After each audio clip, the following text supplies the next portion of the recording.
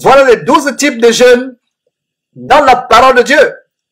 Tout autre type de jeûne que vous ne voyez pas sur cette liste est anti-biblique. D'ailleurs, on vous montrera plus bas les 58 versets bibliques qui vous parlent de dîmes de Genèse chapitre 1, verset 1 à Apocalypse chapitre 22, verset 21. Donc voilà 12 types de jeûne. Tout autre type de jeûne est anti-biblique. Et si c'est anti-biblique, c'est inspiré par le diable. Vous voyez aujourd'hui toutes sortes de jeûnes. Donc, un jeûne qui n'est pas mentionné sur cette liste de 12 types de jeûnes est tout simplement anti-biblique. C'est un jeûne qui est anti-biblique, qui ne vient pas de Dieu.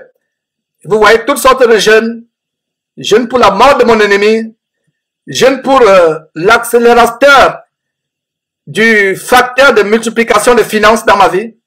Jeûne pour la personne financière. Jeûne pour ceci, jeûne pour cela. Des jeûnes frivoles.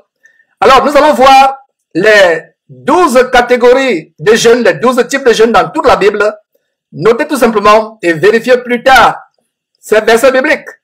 Le premier type de jeûne, c'est le jeûne pour la victoire dans les combats, ou la délivrance des ennemis, ou la protection contre les ennemis. Que ce soit le combat physique ou spirituel, quelqu'un vous attaque, une armée campe contre vous de manière invisible sur le plan spirituel, vous pouvez prier Dieu, jeûner pour être délivré sur la base de la parole de Dieu. La parole de Dieu dit dans Jacques chapitre 4, verset 3, vous demandez et vous ne recevez pas parce que vous demandez mal. L'un des blocages à l'exaucement des prières, c'est prier ne connaissant pas la volonté de Dieu, prier étant dans l'ignorance. Osée 4.6 dit, mon peuple est détruit parce qu'il lui manque la connaissance. Nous devons prier en nous fondant sur la parole de Dieu. La même chose avec le jeûne.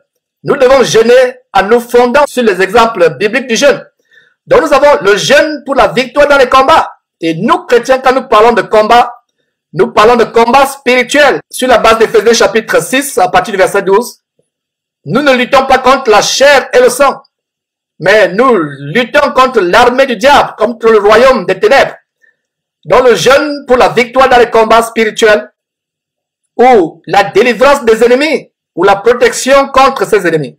Alors vous avez les versets Juges chapitre 20, verset 26, 2 Chroniques chapitre 20, verset 3, Esdras chapitre 8, verset 22 à 23, Esther chapitre 4, verset 3, Esther chapitre 4, verset 16, Esther chapitre 4, verset 39, plutôt Esther chapitre 9, verset 31, Somme chapitre 69, verset 10, Somme 109, verset 24. En deuxième position, on a le jeûne de repentance des péchés, de brisement ou d'humiliation devant Dieu. Donc, il peut vous arriver, quand on vous prêche la repentance, vous n'êtes pas un chrétien, on vous prêche Christ, on vous prêche la parole de Dieu, la bonne nouvelle, et avant de passer par les eaux du baptême, vous devez expérimenter la repentance du péché.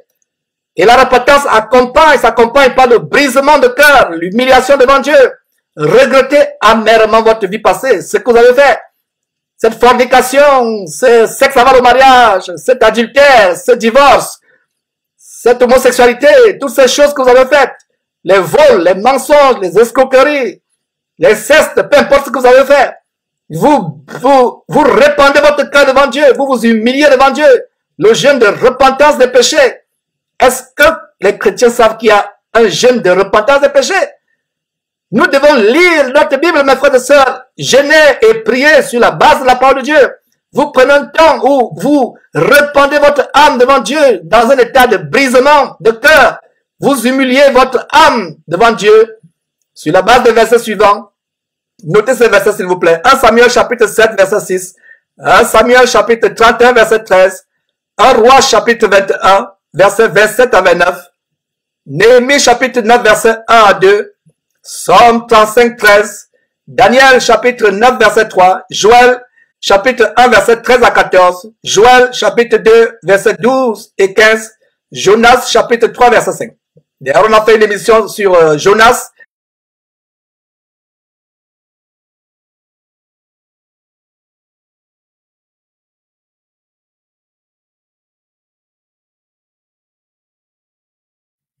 Le troisième type de jeûne, c'est le jeûne du deuil ou de lamentation pour tout autre malheur, ou face à une calamité présente ou une calamité à venir, ou une calamité imminente.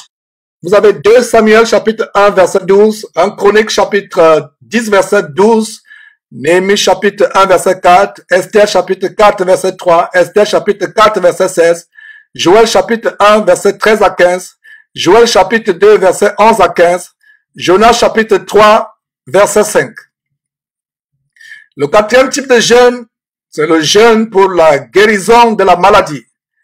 2 Samuel chapitre 12 verset 16 et le verset 21 à 23. Et nous avons un nouveau type de jeûne ici, c'est le jeûne inspiré par le diable, ou les jeûnes auxquels Dieu ne prend point plaisir. Et donc, tout jeûne dans la parole de Dieu n'est pas forcément un jeûne que Dieu agrée ou un jeûne inspiré par Dieu. Si vous voyez un jeûne publicitaire ou un jeûne pour se faire voir, pour être apprécié des hommes, pour émerveiller les hommes, pour les mystifier, pour montrer qu'on est spirituel, c'est un jeûne inspiré par le diable ou un jeûne auquel Dieu ne prend point plaisir. Et il y a une histoire assez intéressante, comment une abominable femme, la femme du roi Achab, Jézabel, une abominable femme qui inspire un jeûne. Une femme qui ne connaissait pas Dieu, qui était en abomination à Dieu, qui inspire au peuple un jeûne. Mes frères, incroyable. C'est incroyable. Donc, 1 Roi, chapitre 21, versets 9 à 12, nous montre comment Jézabel, cette abominable femme, la femme du roi Achab, a inspiré un jeûne, a décrété un jeûne, et c'était un jeûne sous l'inspiration de Satan. C'est le cas des jeûnes programmés de nos jours par des faux prophètes et des prophétesses comme Maman Olangi qui prétendent jeûner 23 jours, plusieurs fois par an. Mais quand vous voyez son embonpoint, comment il est gracieux d'embonpoint alors que les personnes maigrissent dans sa domination, vous comprenez que c'est des jeûnes à la Jézabel. Donc voilà comment Jézabel décrète un jeûne. Donc ces abominations où les gens décrètent des jeûnes, jeûne de ceci, jeûne de cela, mes frères et sœurs, pouviez-vous imaginer dans la Bible des jeûnes inspirés, décrétés par des faux apôtres, des faux prophètes, des fausses prophétesses? Le jeûne décrété par Isabelle, roi d'Achab. Un jeûne inspiré par le diable. C'est le cas aujourd'hui. J'ai parlé de Maman Langui, Maman 100 jours. Au Congo, à travers le monde. Il y a d'ailleurs une femme qui est morte en Côte d'Ivoire après avoir tenté un jeûne de 40 jours. Incroyable. Voilà donc des jeûnes qui sont inspirés par Satan. Comme le cas de ces pasteurs qui sont morts, noyés, pour avoir tenté la traversée d'un fleuve ou d'une rivière ou d'avoir tenté de marcher sur l'eau comme Jésus-Christ. Et la personne meurt. Et quand la personne meurt, qu'est-ce que vous concluez? C'est inspiré par Satan. La Bible dit que personne ne tente Dieu. On ne tentera pas Dieu. C'est un commandement du Seigneur. Donc ces jeûnes qui sont faits par ces abominables personnes, c'est des jeûnes inspirés par Satan. Jeûne de 40 jours, jeûne de 23 jours. Ce serait risqué, mon frère, ma soeur qui m'écoute, de tenter un jeûne de plus d'une semaine, 2 semaines, 3 semaines. Vous allez risquer la mort. Il y a le cas des personnes qui sont mortes dans cette abomination de Maman Langui. Et d'ailleurs, on a montré le témoignage aussi de sa sœur qui a témoigné des choses abominables, des sacrifices humains, des abominations qui se passent. Bref, voilà l'exemple de Jézabel qui décrète un jeûne. Donc, toutes ces femmes, Maman Langui, Maman 100 jours, qui se vantent d'avoir fait un jeûne de 100 jours, et quand vous voyez ces personnes, le dénominateur commence que ces personnes sont gracieuses d'un bon point, mais elles font des jeûnes de 100 jours. Incroyable. Donc, le jeûne décrété par Isabelle est aujourd'hui décrété par les filles, petites filles, arrière-petites filles, descendantes d'Isabelle, comme Maman Langui et autres. J'espère que vous avez très bien compris. Donc, non seulement il y a des jeûnes décrétés, inspirés par Satan, par ses agents, mais il y a aussi les jeûnes auxquels même les chrétiens ou les serviteurs de Dieu se livre et auquel Dieu ne prend plaisir. D'ailleurs, nous allons partager 3 passages. Ésaïe chapitre 58, verset 3. Ésaïe 58, verset 3 à 7. Ce genre de jeûne auquel Dieu ne prend pas plaisir. Et nous voyons en Ésaïe chapitre 58, verset 2. Commençons par le verset 1. Dieu dit à Ésaïe ceci, ce grand prophète, crie à plein gosier, ne te retiens pas, et lève ta voix comme une trompette, et annonce à mon peuple ses iniquités, à la maison de Jacob ses péchés. Voilà justement le travail que nous faisons derrière Jésus-Christ TV. Il y a des gens qui disent, Georges, arrête de crier, tu passes le temps à crier, à prêcher sur le péché, à montrer aux gens les péchés, à dénoncer les péchés, à prêcher contre les péchés. Tu cries, arrête de crier. Mon frère, ma soeur, si tu n'aimes pas mon cri, ne t'apprends pas moi, apprends-toi à Dieu qui me dit sur la base d'Ésaïe 58, verset 1, crie à plein gosier, ne te retiens pas, et lève ta voix comme une trompette comme cette trompette Jésus-Christ TV, et annonce à mon peuple ses iniquités. Peuple de Dieu, corps de Christ à travers le monde, nous vous annonçons les iniquités qui ont infiltré le corps de Christ, l'homosexualité, les abominations, les pasteurs francs-maçons, les pasteurs sorciers qui font de grandes choses. Regarde le verset 2. Et ce verset 2 nous montre comment beaucoup de personnes jeûnent en vain. Verset 2, verset 3, verset 2. Tous les jours, ils me cherchent, ils veulent connaître mes voies, comme une nation qui aurait pratiqué la justice et n'aurait pas abandonné la loi de son Dieu. Ils me demandent des arrêts de justice, ils désirent l'approche de Dieu. Voilà, des gens qui veulent chercher, qui veulent connaître les voies de Dieu, mais ils sont éloignés de Dieu. Ils sont éloignés de Dieu. Et regarde le verset 3. Verset 3. Que nous sert de jeûner si tu ne vois pas? Voilà, ils se lamentent. La maison de Jacob se lamente en disant, Dieu, que nous sert-il de jeûner si tu ne vois pas? Dieu ne peut pas voir ton jeûne, tes prières. Si tu jeûnes pour te faire voir, pour te faire passer pour un super spirituel ou pour une grande prophétesse, tu te fais voir. Parce que Jésus-Christ a dit, quand tu jeûnes, entre dans ta chambre, personne ne doit même savoir que tu es en train de jeûner. Entre dans ta chambre quand tu jeûnes, ne te fais pas voir. Ne prends pas un air triste. N'aborde pas sur ton visage une fausse tristesse pour passer par un super spirituel. Mais les gens ne doivent pas connaître que tu jeûnes. Ne montre pas aux hommes que tu jeûnes, mais à ton Père seul qui est là dans le lieu secret. Et ton Père qui voit dans le secret, te le rendra. Voilà le secret pour un jeûne efficace, un jeûne que Dieu agrée, un jeûne au bout duquel Dieu exaucera tes supplications et tes demandes, ou te délivrera du démon qui te tourmente, ou de la maladie qui veut t'entraîner dans le séjour des morts. Voilà. La maison de Jacob, ces gens s'écrient, que nous sert de jeûner si tu ne vois pas. Nous continuons le verset, de mortifier notre âme. Si tu n'y as point égard, tu as beau mortifier, et comme je le disais en début d'émission, le jeûne, c'est monter son affliction, c'est mortifier ton âme, c'est répandre son âme devant Dieu. Mais Dieu n'y a point égard. Il n'a pas dit qu'il n'a pas égard, il n'y a pas égard. Il n'a pas dit qu'il n'y a pas égard, mais il n'y a point égard. Pourquoi Dieu n'y a point égard? Pourquoi Dieu ne voit pas ton jeûne? Parce que ton jeûne est fait pour impressionner les gens. Non seulement il est fait pour impressionner les gens, tu jeûnes sans te repentir. Tu jeûnes alors que tu pratiques une vie de péché. Tu vis dans l'adultère. Tu vis dans le mensonge. Tu vis dans le dérèglement, la débauche. Tu t'habilles comme une prostituée. Tu fréquentes les maisons de joie, les boîtes de nuit. Tu t'enivres d'alcool. Tu fumes la cigarette et tu dis que tu jeûnes. Dieu ne peut pas voir ton jeûne ou voir tes prières si tu as une vie remplie de péché. Une vie caractérisée par la pratique du péché. Dieu ne dit-il pas qu'il n'exauce pas les pécheurs? Dieu n'exauce pas les pécheurs. Voilà. Nous continuons ce merveilleux verset pour montrer le genre de jeûne que nous sommes en train de voir dans ce cinquième type de jeûne, le genre de jeûne où Dieu ne prend pas plaisir. Voilà. Voici le jour de votre jeûne. Vous vous livrez à vos penchants et vous traitez durement tous vos mercenaires. Voilà.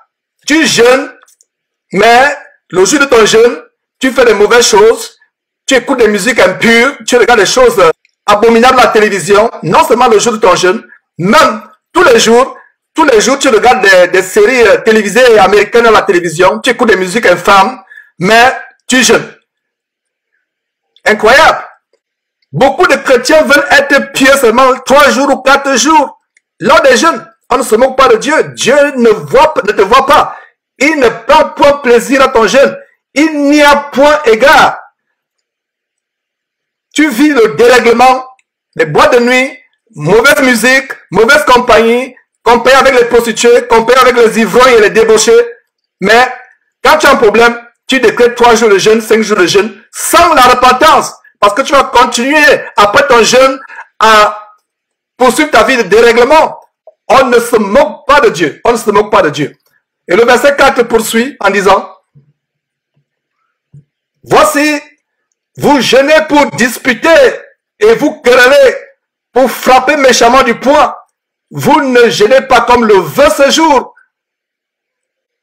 pour que votre voix soit entendue d'en haut. Il y a un grand détail ici. Quand vous jeûnez, votre voix doit être entendue d'en haut. C'est le cas avec Daniel.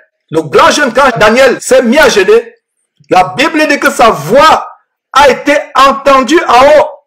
Daniel, chapitre 9, à partir du verset 1, la première année de Darius, fils d'Assyrus, de la race des Mèdes, lequel était devenu roi du royaume des Chaldéens.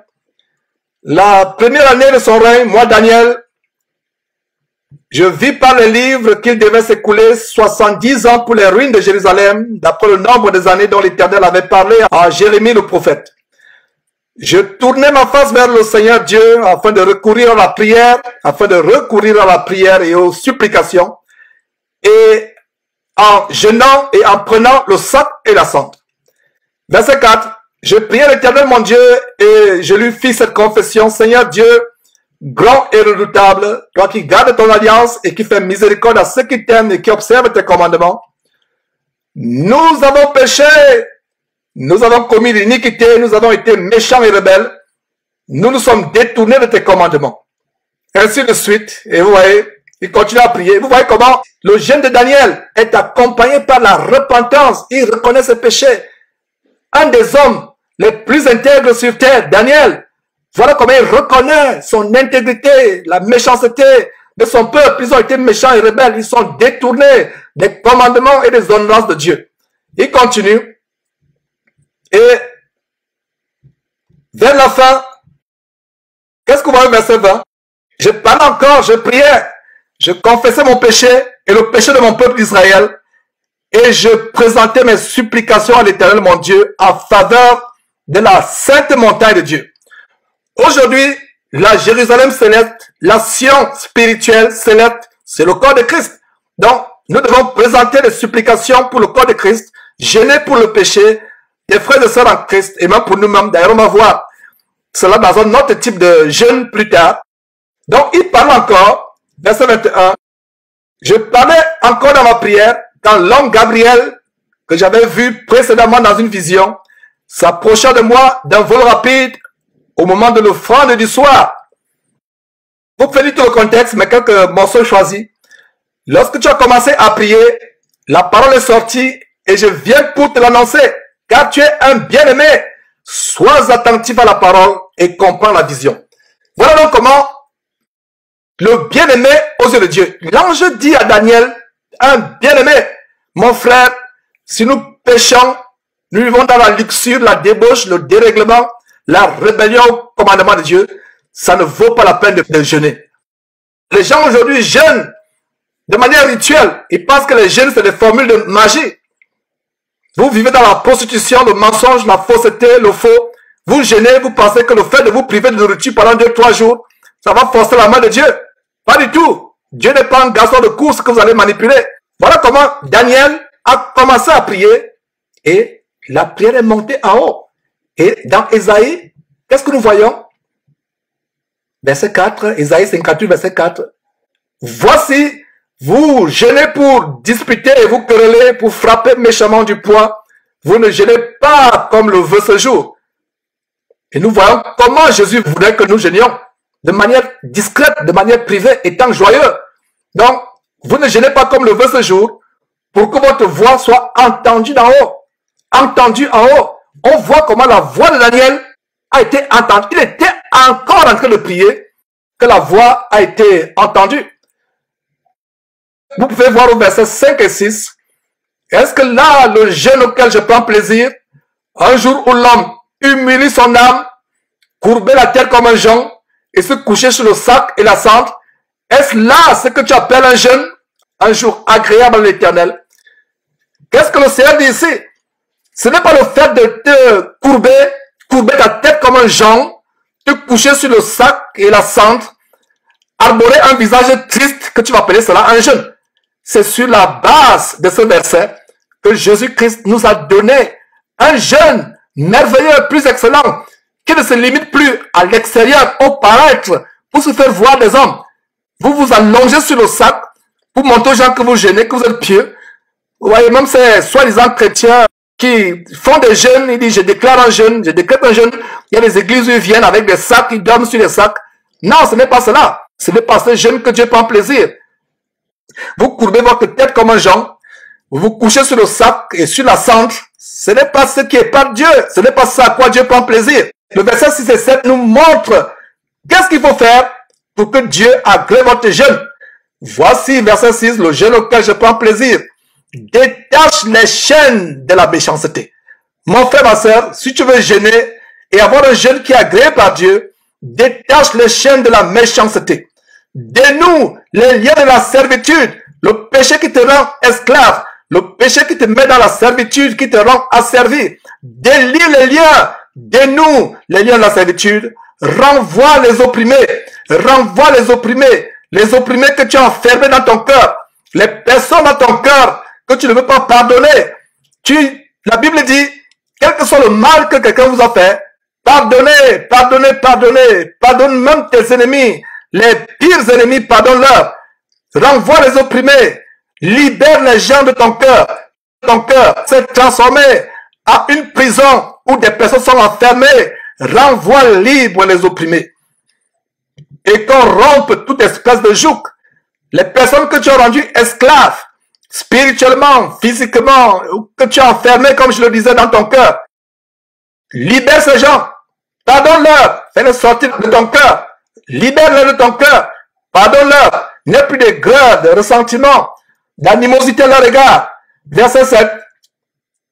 Partage ton pain avec celui qui a faim et fais ancrer dans ta maison les malheureux sans asile. Voilà. Même les pauvres que vous ne connaissez pas, exercez l'hospitalité, car certains, en le faisant, ont hébergé les anges sans le savoir. Si tu vois un homme nu ou un pauvre, couvre-le et ne te détourne pas de ton semblable. Aime ton semblable comme toi-même. Voilà le jeûne auquel Dieu prend plaisir. Si tu te comportes comme cela, ton jeûne sera agréé. Et le verset 8 dit, alors ta lumière poindra comme l'aurore. La lumière jaillit au milieu des ténèbres. Avant ton jeûne, tu traversais un tunnel ténébreux de maladies, de problèmes, de fardeaux, des choses terribles. Alors, la promesse merveilleuse au verset 8, ta lumière poindra comme l'aurore et ta guérison germera promptement. La guérison, tu as peut-être fait ce jeûne pour guérir, pour avoir la délivrance, pour échapper à la mort. La Bible promet que si tu jeûnes, étant une personne qui obéit à Dieu, qui est bonne, qui se détourne du mal, alors la lumière poindra comme l'aurore du milieu des ténèbres et ta guérison germera promptement. Ta justice marchera devant toi et la gloire de l'Éternel t'accompagnera. Verset 9, alors tu appelleras et l'Éternel répondra, tu crieras et il dira, me voici. Si tu es loin du milieu de toi, le joug, tout ce qui te retient captif, la captivité du péché, les gestes menaçants et les discours injurieux. Verset 10, si tu donnes ta propre subsistance à celui qui a faim, si tu rassasies l'âme indigente ta lumière se lèvera sur l'obscurité et tes ténèbres seront comme le midi.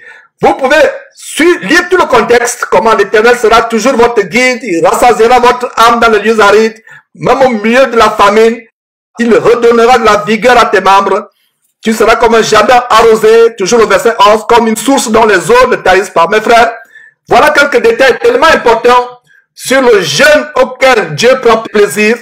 Et nous avons aussi Jérémie, chapitre 14, verset 12, toujours le jeûne auquel Dieu prend plaisir. Jérémie chapitre 14, verset 12. S'ils jeûnent, je n'écouterai pas leurs supplications. S'ils offrent des holocaustes et des offrandes, je ne les agréerai pas, car je veux les détruire par l'épée, par la famine et par la peste. Voilà. Un jeûne auquel Dieu détourne sa tête. Voilà, mes frères et sœurs. Et nous avons un autre verset. Zacharie chapitre 7. Dit à tout le peuple du pays et aux sacrificateurs, quand vous avez jeûné et pleuré au 5e et au 7e mois, et cela depuis 70 ans, est-ce pour moi que vous avez jeûné? Voilà, est-ce pour moi que vous avez jeûné? Beaucoup de chrétiens jeûnent aujourd'hui parce que c'est pour Dieu qu'ils ont jeûné. Ce n'est pas pour Dieu qu'ils ont jeûné. Repartons encore dans Matthieu chapitre 6, verset 16. Lorsque vous jeûnez, ne prenez pas un air triste comme les hypocrites qui se rendent le visage tout défait pour montrer aux hommes qu'ils jeûnent. Je vous dis en vérité qu'ils reçoivent leur récompense. Versets 17 et 18. Mais quand tu jeûnes, parfume ta tête et lave ton visage, afin de ne pas montrer aux hommes que tu jeûnes, mais à ton Père qui est là dans le lieu secret, et ton Père qui voit dans le secret te le rendra. Donc, voilà ce qui se passe en Zacharie chapitre 7, verset 5. Le Seigneur demande, est-ce pour moi que vous avez jeûné?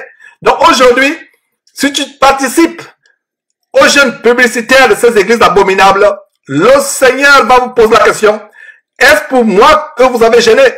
Je ne regarde pas vos jeûnes, je n'y prends point plaisir, parce que ce n'est pas pour moi que vous avez jeûné, c'est pour vous faire voir, c'est pour attirer l'attention sur vous.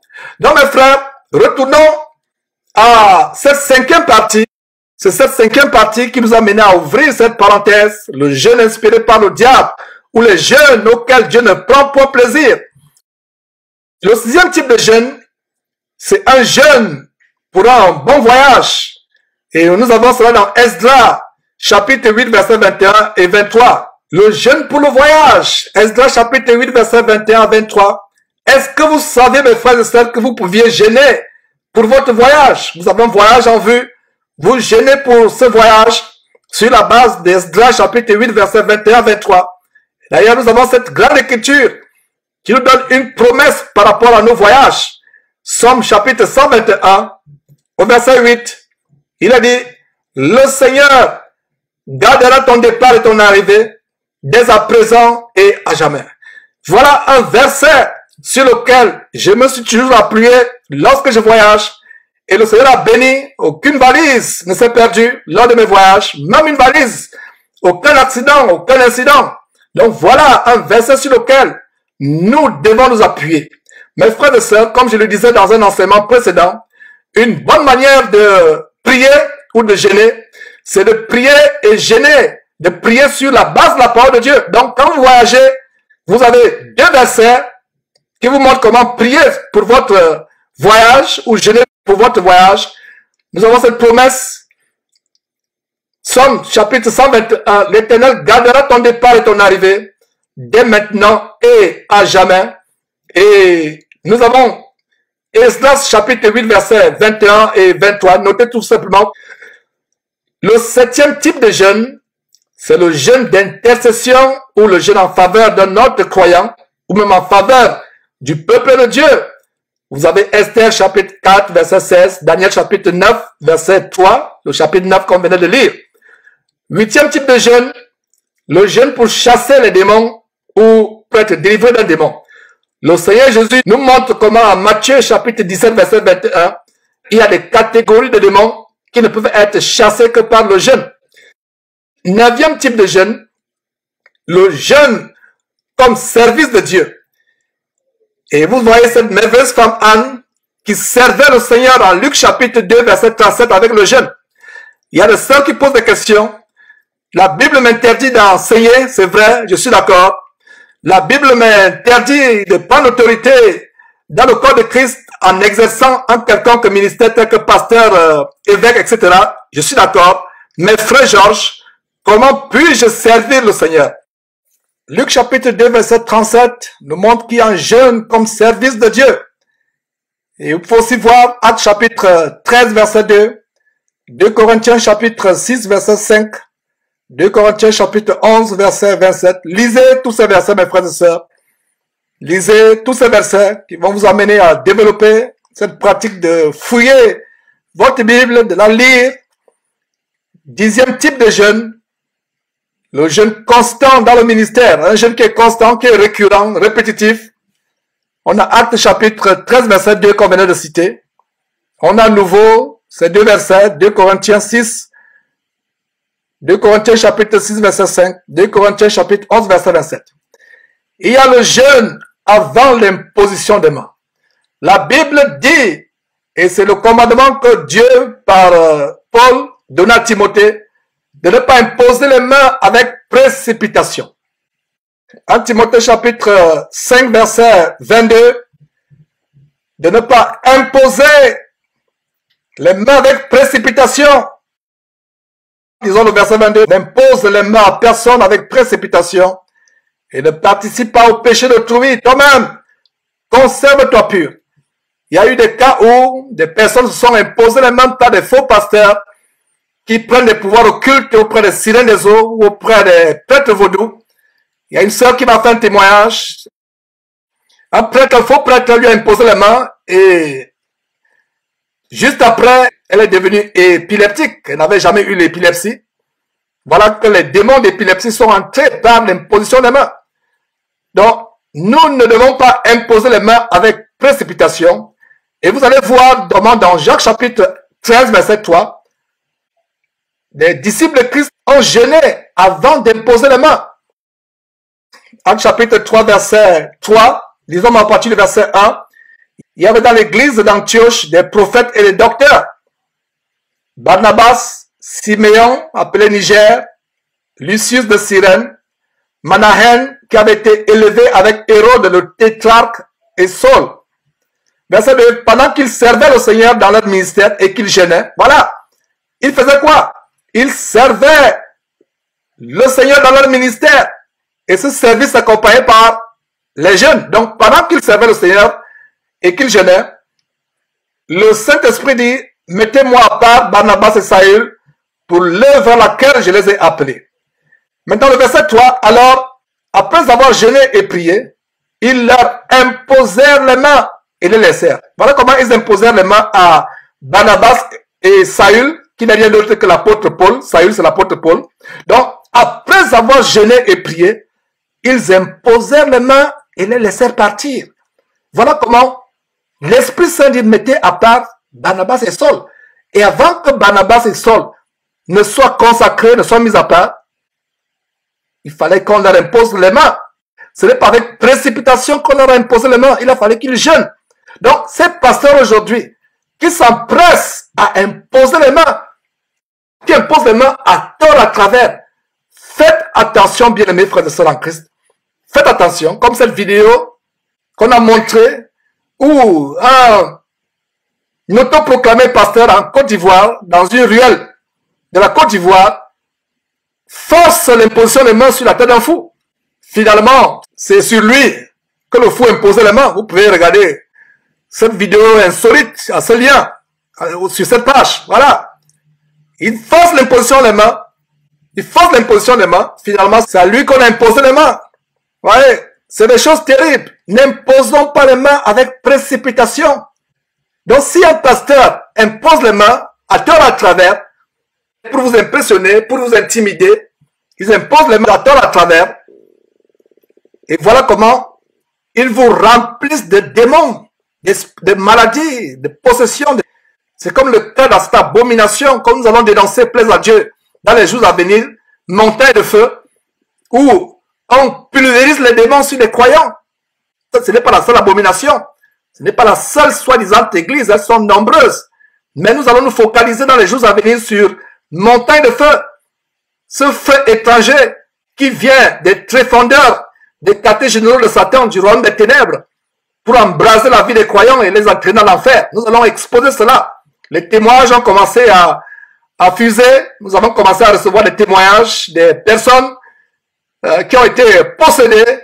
Voilà, faites attention, frères et sœurs, quand vous voyez un homme qui impose les mains à tort à travers. Donc nous voyons comment dans Actes chapitre 13, verset 3, les docteurs et les prophètes de l'église d'Antioche ont dû prier, ont dû jeûner, et c'est après jeûne et prière, après un jeûne, que certains parmi eux ont imposé les mains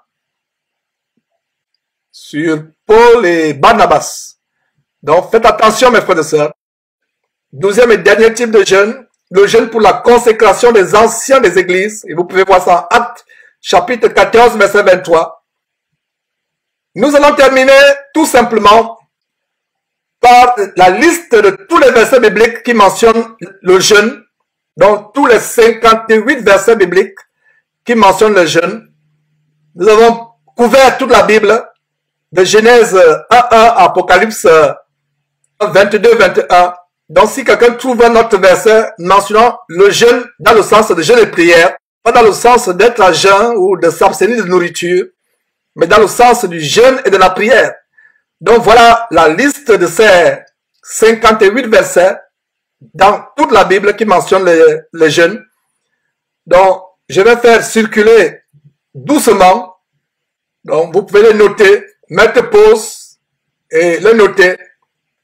Plaise à Dieu, nous pourrons avoir le fichier de ces versets, tous ces versets. Donc tous ces 58 versets, nous les avons regroupés aux 12 types de jeûnes que je viens de vous exposer. Donc voilà la liste des 58 versets de la Bible qui parlent de jeûne. Vous pouvez mettre pause et les noter et les examiner. Cela vous permettra d'enrichir votre connaissance biblique, mes frères et sœurs. La parole de Dieu merveilleuse et inégalable. Donc, ne faites plus de jeûnes mondains, des jeûnes rituels, des jeûnes de matu vu, des jeûnes purement dénominationnels. Qu'est-ce que j'entends par jeûne purement dénominationnel? Des jeûnes dans les dénominations, des jeûnes improvisés, les jeûnes qui sont contraires à la parole de Dieu, des jeûnes anti-bibliques. Voilà la liste de tous les versets bibliques qui mentionnent le jeûne. Ce sont 58 au total, mes frères et sœurs. Maintenant, le Nouveau Testament, tous les versets bibliques qui parlent de jeûne. Nous vous donnons le conseil de Dieu. Vous connaîtrez la vérité vous affranchira. Prenez votre salut au sérieux. Qu'aucun pasteur ne prenne plus votre vie spirituelle en otage. Prenez votre salut au sérieux. Que votre salut soit entre vos mains. Et levez votre salut, votre vie en Christ à Dieu. Sortez des filets des oiseleurs qui vous enseignent des choses pernicieuses. Donc voilà la liste de tous les versets bibliques parlant du jeûne. Donc mes frères, voilà le conseil du Seigneur Jésus-Christ que nous vous avons donné sur comment jeûner véritablement. C'est un plaisir de vous montrer ces choses. Plaise à Dieu, nous poursuivrons très bientôt avec la 10e partie de cette série. Tout ce que Jésus-Christ a enseigné. Vous connaîtrez la vérité et la vérité vous affranchira.